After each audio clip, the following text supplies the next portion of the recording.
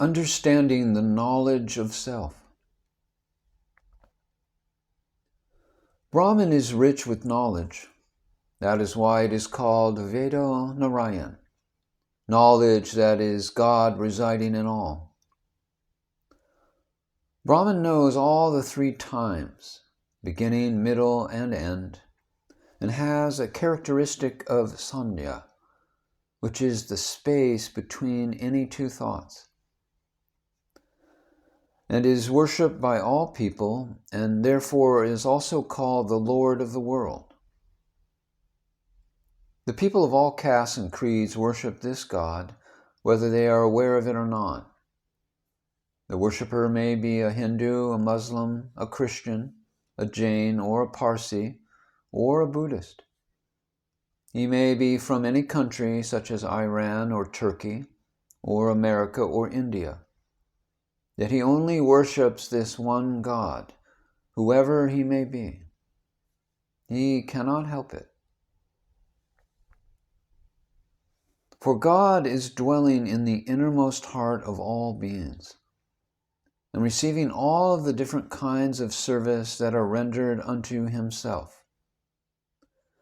Yet, in spite of his greatness and omnipresence, we consider the body as God, and offer all kinds of services to it. The ignorant people have accepted this wrong idea and have misunderstood the whole affair. It is this idea that has separated God from his devotee. What is there to be amazed about? Those who are doing any actions are doing it for no other reason than out of worship rendered to God. This great God, called Shiva, is constantly enjoying the shower of all the objects of the senses in the form of sound, touch, taste, and smell. He receives everything that is of the nature of the 5 instruments of sense action and the 5 instruments of knowledge.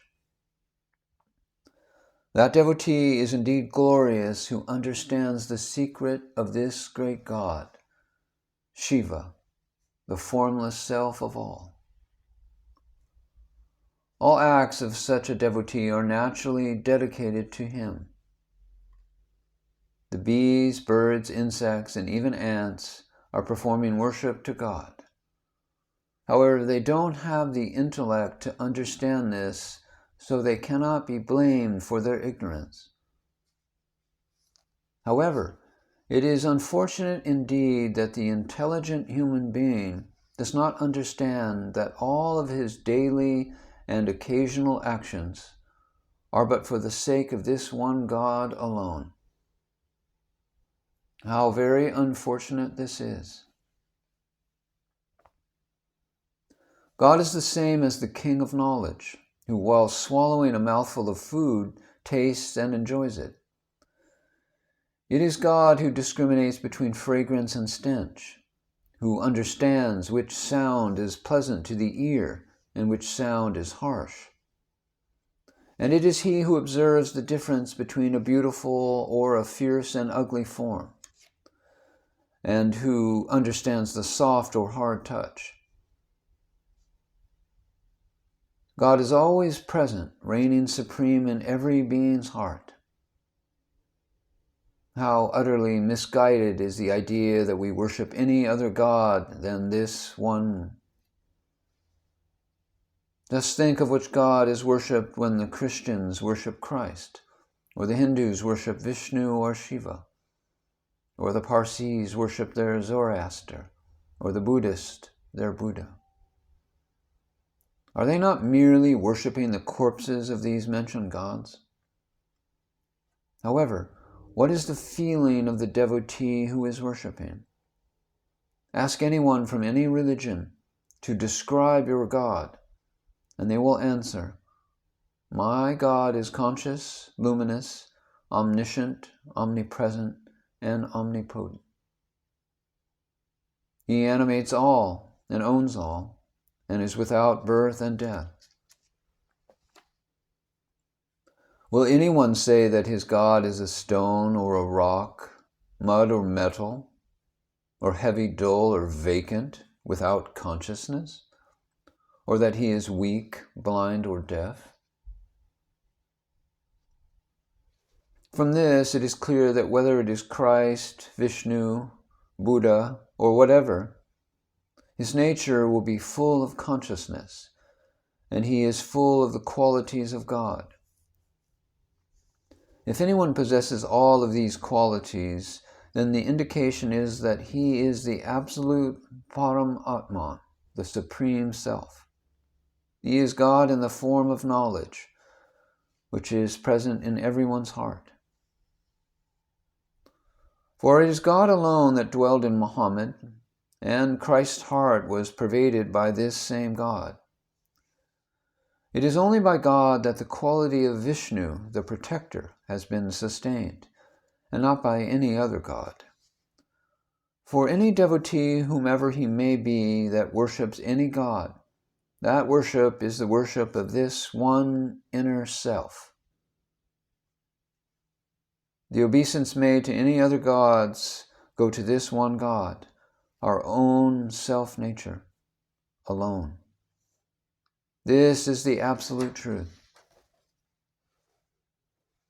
The forms of all the above-mentioned gods are only temples of this one God.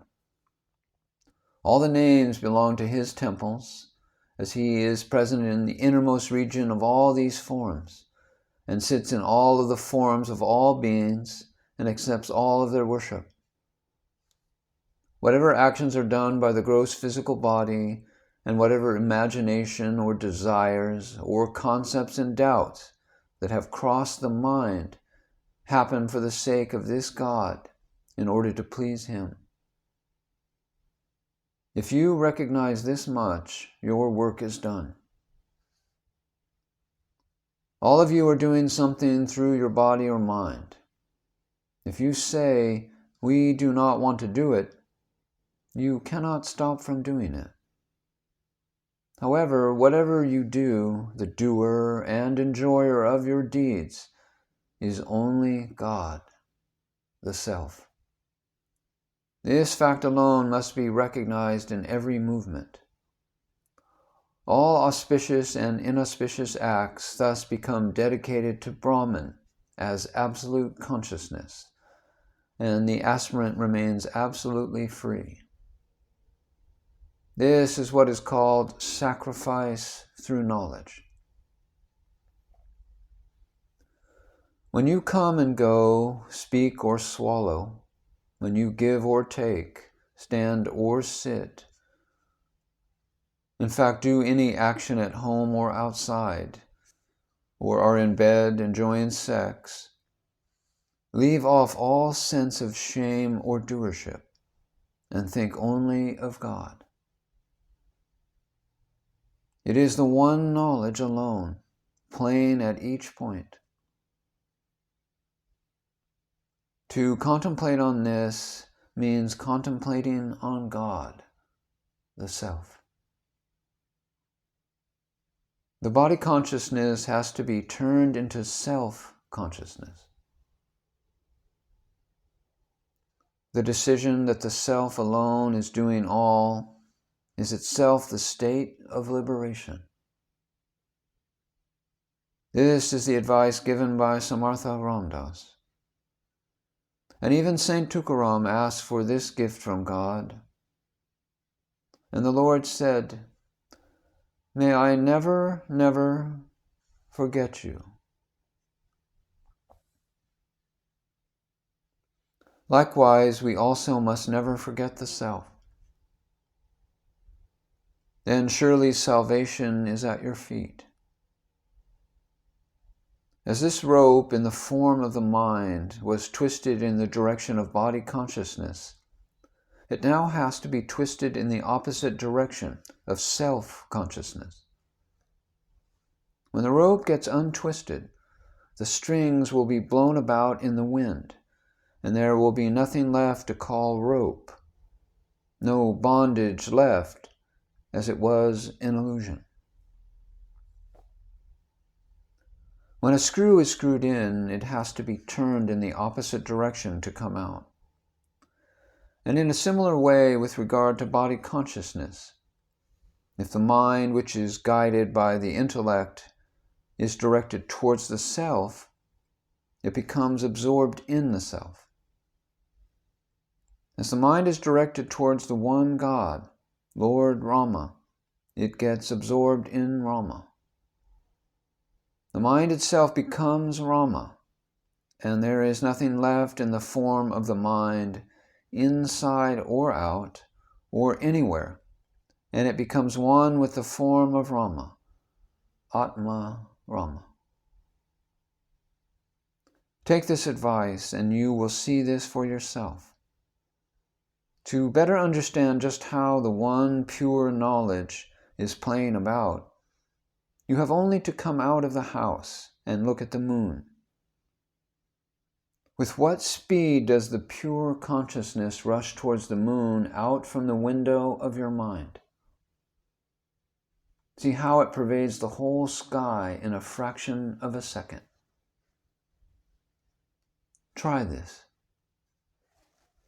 Does the mind have this much speed?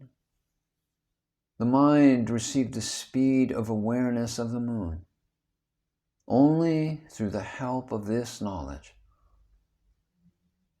Wherever the mind goes, consciousness is already there.